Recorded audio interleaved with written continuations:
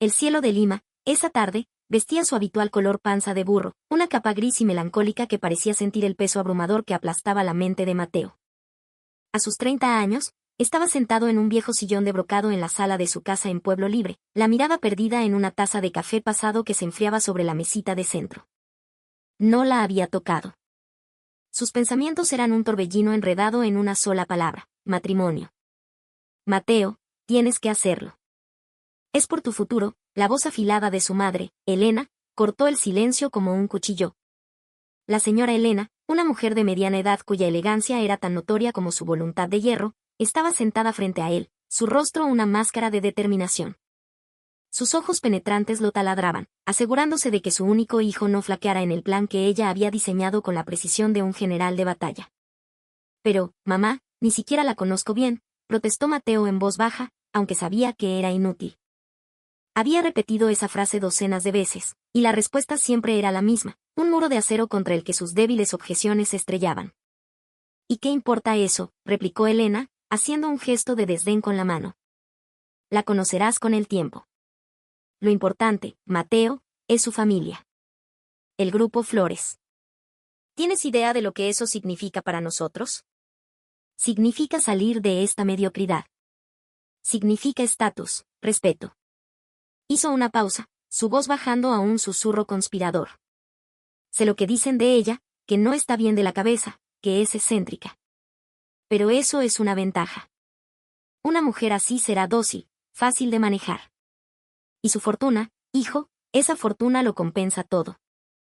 Mateo cerró los ojos, sintiendo una náusea amarga subirle por la garganta.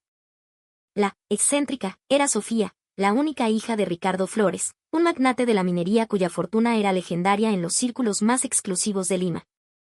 Los rumores sobre Sofía eran persistentes y crueles, que vivía en su propio mundo, que hablaba sola, que su mente era frágil como el cristal.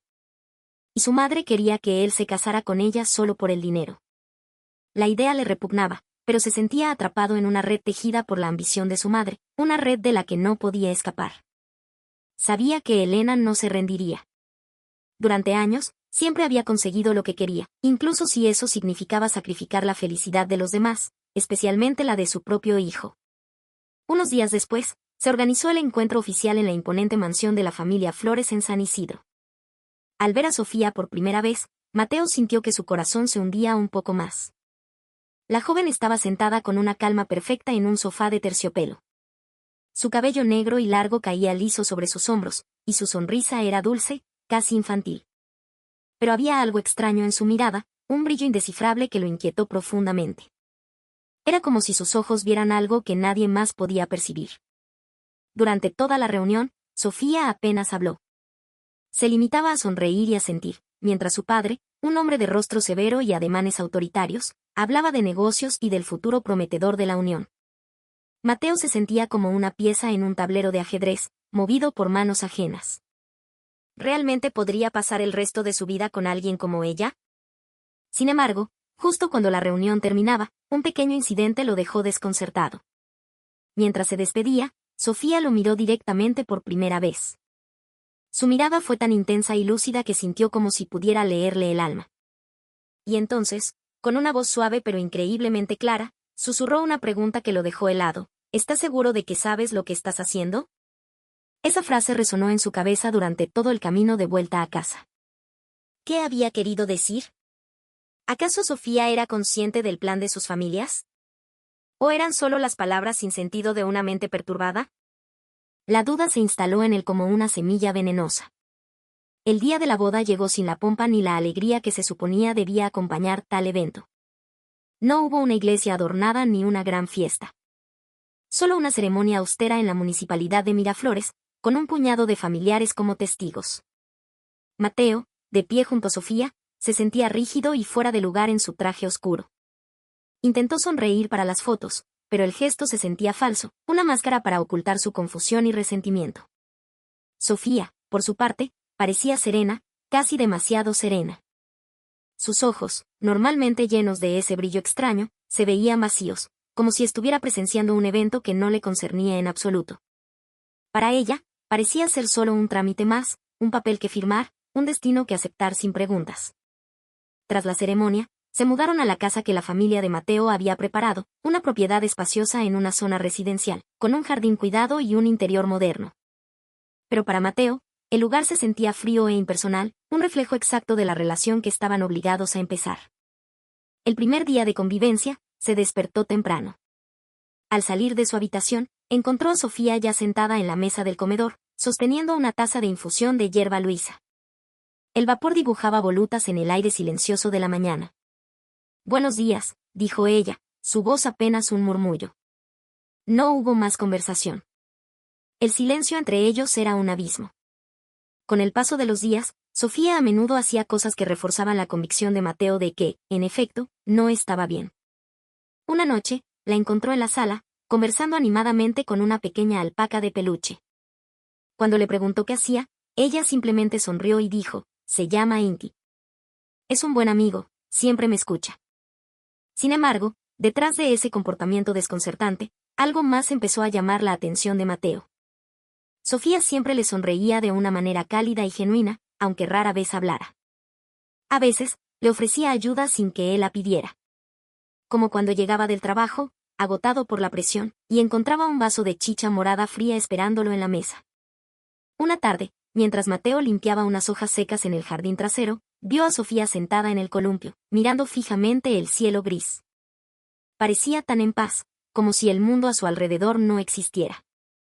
Impulsado por una curiosidad creciente, se acercó a ella. «¿Qué estás mirando?», preguntó suavemente. Sofía no apartó la vista del cielo. «Las nubes», respondió con una voz soñadora. «Siempre están cambiando, moviéndose. Pero nunca dejan rastro. Como nosotros, ¿no crees?». Mateo se quedó sin palabras. Aquella frase sonaba demasiado profunda, demasiado poética para lo que él esperaba de ella. Por primera vez, se preguntó si había algo más detrás de la fachada de locura que todos veían. Algo no encajaba en la imagen que se había formado de Sofía. Esa misma noche, mientras se preparaba para dormir, Mateo sintió un dolor agudo en el estómago, un calambre que lo dobló en dos. Sofía, que estaba leyendo en un rincón, se levantó de inmediato. «¿Te sientes bien?», preguntó, y en su voz había una nota de genuina preocupación. Mateo, tratando de disimular, murmuró que solo era indigestión. Pero Sofía no se lo creyó. Desapareció en la cocina y regresó con una taza humeante. «Toma esto», dijo. «Es mate de coca. Te ayudará a calmar el dolor». Su tono era tan sincero, tan cuidadoso, que Mateo la miró fijamente, sintiendo una punzada de algo que no lograba identificar. La mirada de Sofía no era vacía como de costumbre. Esta vez, sus ojos estaban llenos de una emoción compleja, había ternura, preocupación y algo más, algo que parecía oculto muy profundamente. ¿Estaba loco él por empezar a dudar de la locura de ella? ¿O había un secreto que ella escondía del mundo?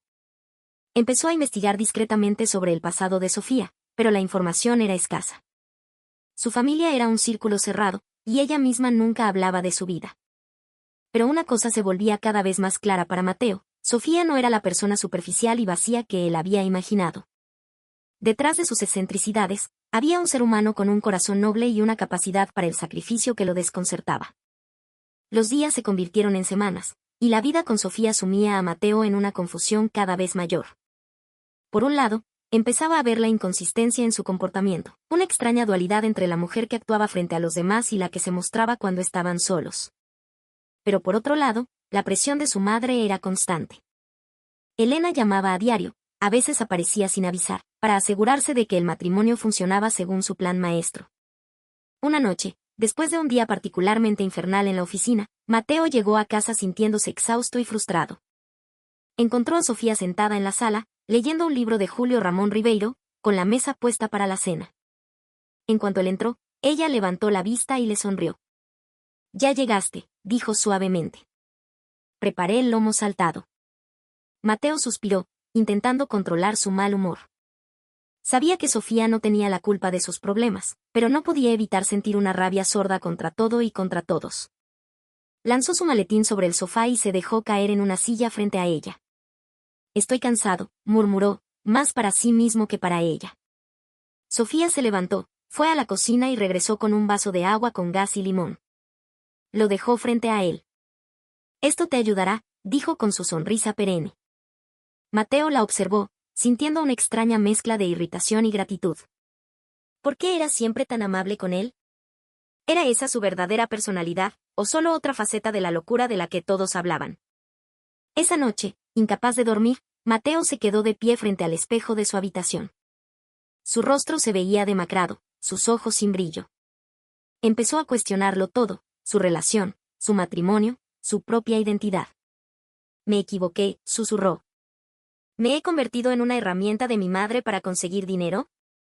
Recordó las palabras de Elena al proponerle el plan. Es por tu futuro, mi hijo. La fortuna de los Flores puede ser nuestra. Esas palabras ahora le sonaban a veneno, un veneno que había ido corroyendo su alma lentamente. Se dio cuenta, con una claridad dolorosa, de que al juzgar a Sofía, se había convertido en lo que más despreciaba, alguien que veía a las personas como un medio para un fin, exactamente igual que su madre. Unos días después, Mateo cayó gravemente enfermo. Una fiebre alta lo postró en la cama, dejándolo débil e indefenso. Sofía, que normalmente era un ser silencioso y pasivo, se transformó. Se convirtió en una presencia constante y activa a su lado. No se apartó de él ni un instante, asegurándose de que tomara sus medicinas a tiempo, limpiando el sudor frío de su frente con paños húmedos, e incluso masajeando sus piernas adoloridas. Una noche, mientras yacía en la penumbra, delirando por la fiebre, abrió los ojos y vio la silueta de Sofía sentada en una silla junto a su cama.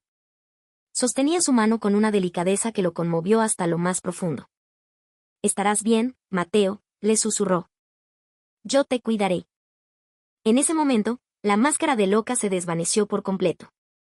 Ante él solo estaba una mujer, una esposa, cuidando de su marido con una devoción que él jamás habría esperado.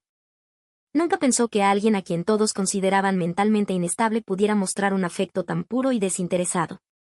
Cuando la fiebre finalmente bajó, Mateo se sintió abrumado por la culpa. «Sofía», dijo con voz ronca. Ella se acercó. «Perdóname». Sofía lo miró, extrañada. «¿Perdonarte por qué?» «Por todo lo que he pensado de ti», confesó él, las palabras saliendo con dificultad. «Te vi como un simple peón en un juego para obtener la fortuna de tu familia. Nunca te vi como una persona con sentimientos. Pero ahora empiezo a verte de una manera diferente». Sofía lo escuchó en silencio, y luego una leve sonrisa curvó sus labios. «Sabes», dijo suavemente, «yo nunca quise nada de ti. Solo quería vivir en paz». Esas palabras golpearon a Mateo con la fuerza de una revelación. «Sofía, ¿loca?» No. Había algo más, un misterio mucho más profundo detrás de su comportamiento. Esa noche, mientras la casa se sumía en el silencio, se dio cuenta de que su matrimonio no era el final de un camino, sino el posible comienzo de uno completamente nuevo, uno que quizás, solo quizás, podría llevarlos a algo real. La noche envolvía la casa en un manto de quietud, solo roto por el suave murmullo de las hojas mecidas por la brisa que llegaba desde el mar. Mateo estaba sentado en la sala, contemplando una taza de té que se había enfriado, su mente todavía dando vueltas a las palabras de Sofía de hacía unos días. Solo quería vivir en paz. Esa simple frase no dejaba de resonar en su cabeza, alimentando una curiosidad que se volvía insostenible. De repente, el sonido de unos pasos se acercó desde la cocina. Sofía apareció con una nueva taza humeante en las manos. La colocó frente a Mateo y se sentó en el sofá de enfrente. Sus ojos parecían más nítidos esa noche, cargados de una emoción que él no podía descifrar. «Mateo», dijo Sofía, su voz baja pero firme. «Necesito hablar contigo». Él se giró, su interés completamente capturado. «¿Sobre qué?» Sofía tomó una respiración profunda, y luego lo miró directamente a los ojos. Yo no estoy loca». La frase cayó en la habitación como un rayo. Mateo se quedó paralizado, sin poder articular palabra. ¿Era esta otra de las excentricidades de Sofía, o la verdad que había estado oculta todo este tiempo? Al ver su confusión, Sofía esbozó una sonrisa melancólica. «Todo esto», explicó, haciendo un gesto que abarcaba su propio comportamiento, mi forma de actuar, hablar con objetos inanimados, reír sin motivo, todo ha sido una farsa. Lo hice para protegerme. Sofía comenzó a relatar la historia de su vida. Desde que era niña, su familia, especialmente su padre, había utilizado su estatus y su riqueza como herramientas para conseguir sus fines. Su padre, un hombre autoritario y calculador, siempre había intentado controlar su vida, incluyendo con quien debía casarse. Quería que Sofía se casara con alguien que pudiera aportar aún más beneficios materiales a su imperio familiar. Pero Sofía se negaba a ser una pieza de negociación. Anhelaba saber si alguien podría amarla por quien era, y no por el apellido Flores y la fortuna que conllevaba. Por eso, ideó un plan desesperado: fingiría inestabilidad mental. Una estrategia que, pensó, alejaría a los pretendientes interesados únicamente en su dinero. Al principio, solo lo hacía para evitar los matrimonios arreglados que mi padre intentaba imponerme, continuó Sofía, su voz teñida de una tristeza antigua. Pero luego me di cuenta de que también era una forma de poner a prueba a la gente que me rodeaba. Quería saber quién se preocuparía de verdad por Sofía, la persona, y no por la heredera de los Flores. Mateo le escuchaba en silencio, una mezcla de rabia, dolor y una profunda admiración creciendo en su interior. Podía imaginar lo difícil y solitario que debió haber sido para ella vivir esa mentira durante años, atrapada en una jaula dorada que ella misma había construido para protegerse de los depredadores. ¿Y por qué me lo cuentas ahora?, preguntó Mateo finalmente, su voz apenas un susurro. Porque cuando te enfermaste, vi algo diferente en ti, respondió ella. Te cuidé, sí, pero tú también me viste. Por primera vez, alguien me miró sin lástima ni desdén. Me miraste como a una persona. Y también, añadió, bajando la vista, quería saber si eras como los demás. Si solo estabas aquí por mi herencia. Mateo sintió como si le hubieran clavado una aguja en el corazón. Las palabras de Sofía eran la verdad desnuda. Él se había casado con ella no por amor, sino por obligación, por la ambición de su madre. Pero después de todo lo que había pasado, se dio cuenta de que su relación había cambiado. Ya no veía a Sofía como un medio para un fin, sino como un ser humano complejo, valiente y con un corazón inmenso. ¿Y qué piensas de mí ahora?, preguntó él, temiendo la respuesta. Sofía levantó la vista, y esta vez su sonrisa fue genuina y luminosa. Pienso que eres un hombre bueno, Mateo. Un hombre atrapado en una situación difícil, pero un hombre bueno al fin y al cabo. Pude verlo en tus ojos cuando me pediste perdón. La culpa que sentías era real. Mateo negó lentamente con la cabeza, abrumado por la emoción. Sofía, yo lo siento mucho. He sido un completo idiota. Ella extendió la mano y tocó la suya con suavidad. Podemos empezar de nuevo, ¿verdad? Sin mentiras, sin presiones. Solo nosotros dos. Él asintió, una sensación de alivio y esperanza inundándolo. Se quedaron sentados en silencio durante un largo rato, simplemente comprendiéndose el uno al otro sin necesidad de palabras. Afuera, el primer resplandor del amanecer comenzaba a teñir el cielo gris de Lima, prometiendo un nuevo día, un nuevo comienzo. A la mañana siguiente, Mateo se sentó a la mesa del comedor, observando el vapor que ascendía de su café recién hecho. Su mente era un hervidero tras la confesión de Sofía. Su matrimonio ya no era una carga impuesta, sino una oportunidad, una posibilidad de construir algo real y honesto sobre las cenizas de las mentiras y la manipulación. Sin embargo, quedaba un último obstáculo, el más grande de todos, su madre. Sabía que tenía que enfrentarla. No solo por él y por Sofía, sino para romper de una vez por todas las cadenas de la ambición que lo habían atado durante tanto tiempo. Voy a hablar con mi madre, le dijo a Sofía. Y quiero que vengas conmigo. Sofía asintió, su rostro sereno pero decidido. Ya no tenía por qué esconderse. Cuando llegaron a la casa de Pueblo Libre, la atmósfera se tensó al instante. La señora Elena se sorprendió al ver a Sofía junto a Mateo, pero rápidamente ocultó su desconcierto tras una sonrisa forzada y elegante. ¡Qué sorpresa, hijos! ¿A qué debo esta visita inesperada?, preguntó, su tono meloso pero falso. Mamá, tenemos que hablar, dijo Mateo con firmeza, sentándose en el sofá sin esperar a que lo invitaran. Sofía se sentó a su lado, su presencia tranquila pero llena de una nueva fuerza. Elena los miró, intuyendo que algo andaba mal. ¿Qué ocurre, Mateo? Te veo muy serio. Estoy harto de tus mentiras y de tus planes, soltó Mateo, sin rodeos. Me obligaste a casarme con Sofía por su dinero, aprovechándote de los rumores sobre ella. Elena soltó una risita nerviosa. Hijo, estás pensando demasiado. Todo esto es por tu futuro. Eso es mentira, estalló Mateo, su voz más alta de lo que jamás la había usado con ella. Sofía no es la persona que crees. no está loca. Todo fue una actuación. Una actuación para protegerse de gente como nosotros, que solo la queríamos por su fortuna. La señora Elena se quedó boquiabierta, sus ojos desorbitados se clavaron en Sofía, quien simplemente le devolvió la mirada con una sonrisa apenas perceptible.